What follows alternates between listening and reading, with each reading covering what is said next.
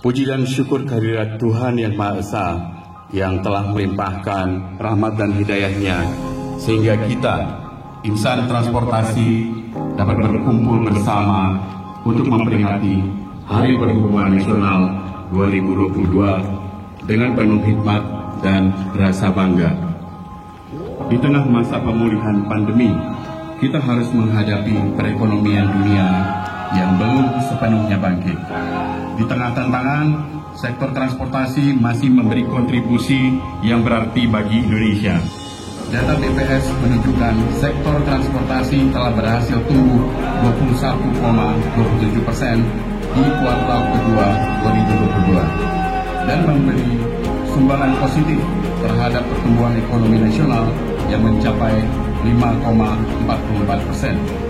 Masih banyak pekerjaan rumah untuk meningkatkan keselamatan transportasi. Perlu lebih agresif lagi untuk menciptakan integrasi antar moda di seluruh Indonesia. Tantangan ini tidak akan bisa kita hadapi tanpa kolaborasi, tanpa sinergi antar kita pemangku kepentingan di sektor transportasi. Oleh karena itulah, Hari Perhubungan tahun ini mengambil tema Bangkit Maju Bersama. Kita tidak akan cepat bangkit jika kita tidak bersama, tidak bersatu.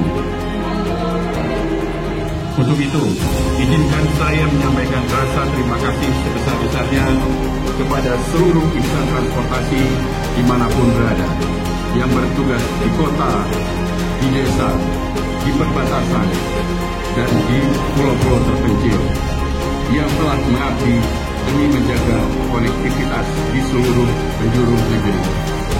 Saya juga ingin mengajak kita semua untuk tetap mengenang jasa-jasa para pendahulu yang telah gugur dalam tugas memajukan transportasi Indonesia. Kita kenal mereka semua sebagai pahlawan transportasi.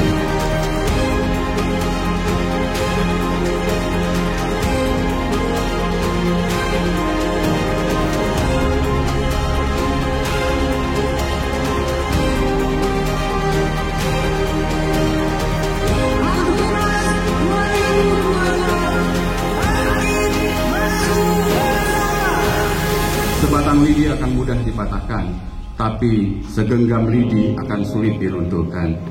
Begitu juga seluruh stakeholders harus berkolaborasi bahu-membahu untuk membangkitkan kembali sektor transportasi, tentu dengan peran kita masing-masing. Semuanya demi menopang berbagai sektor kehidupan masyarakat yang akan berdampak pada terwujudnya masyarakat yang adil, makmur, sesuai cita-cita bersama.